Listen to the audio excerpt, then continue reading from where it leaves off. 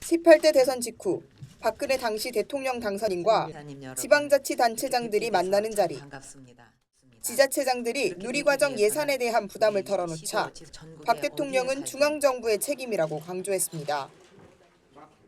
박근혜 당선인은 보육사업과 같은 전국 단위로 이루어지는 사업은 중앙정부가 책임지는 것이 맞는 방향이라고 생각한다. 그래서 지방의 부담을 덜기 위한 방안을 찾아보도록 하겠다. 그런 답변을 주셨고요.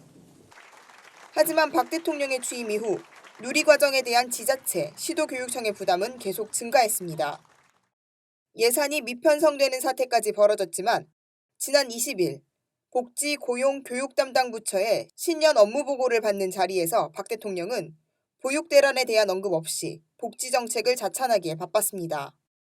지난 3년간 정부는 기초연금, 맞춤형 기초생활보장제도, 4대 중증 질환 보장성 강화, 국가 책임 보육 등을 도입해서 이런 맞춤형 복지 정책의 구체적 결실들은 과거 어느 정부에서도 해내지 못한 성과들입니다.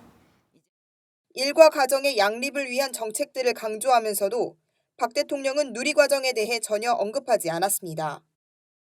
대선 당시 박근혜 대통령의 공약집입니다. 누리과정은 여성 일자리를 위한 정책에 포함돼 있습니다. 지난해 여성가족부가 시행한 조사에서도 여성들이 일자리에서 벗어나는 주된 이유로 육아와 자녀교육 문제가 꼽혔습니다. 일과 가정의 균형을 이루기 위해선 누리과정 등 유아교육 정책이 중요함에도 불구하고 박 대통령은 모르쇠로 나오고 있습니다. 누리과정이 영향을 미치는 분야는 또 있습니다. 정부 출연 연구기관인 한국보건사회연구원이 지난해 펴낸 연구보고서를 보면 정부가 책임을 지는 의무교육기간이 길수록 출산율이 상승했습니다. 세계 최하위 수준인 출산율을 높이기 위해선 정부가 영유아 보육을 위해 지출을 늘려야 한다는 의미입니다. 경제협력기구 OECD의 보고서도 참고할 만합니다. OECD는 영유아 교육과 관련된 보고서를 통해 유아교육이 아동뿐만 아니라 사회적으로도 다양한 이익을 낸다고 강조합니다. 아동교육의 중요성을 강조한 지난 2012년 보고서는 질 좋은 유아교육이 빈곤을 줄이고 세대 간 사회계층 이동을 증가시키는 등 사회적인 이익을 낸다고 설명했습니다. 유아교육이라는 본질적인 측면에서도 정부가 책임을 져야 한다고 현장 전문가는 주장합니다. 좋은 교육을 받을 수 있는 기회를 운에 맡겨선 안 되기 때문입니다. 유치원 아이든 어린이집 아이든 동일하게 가야지 왜 그쪽은 먼저 편성을 하고 이쪽은 편성을 하지 않느냐, 그것도 저는 문제라고 생각합니다.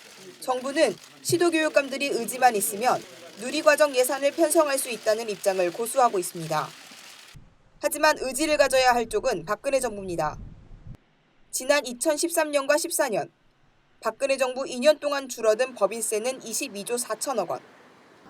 이 가운데 10대 대기업이 감면받은 세금이 5조 원입니다. 국민TV 뉴스 김지혜입니다.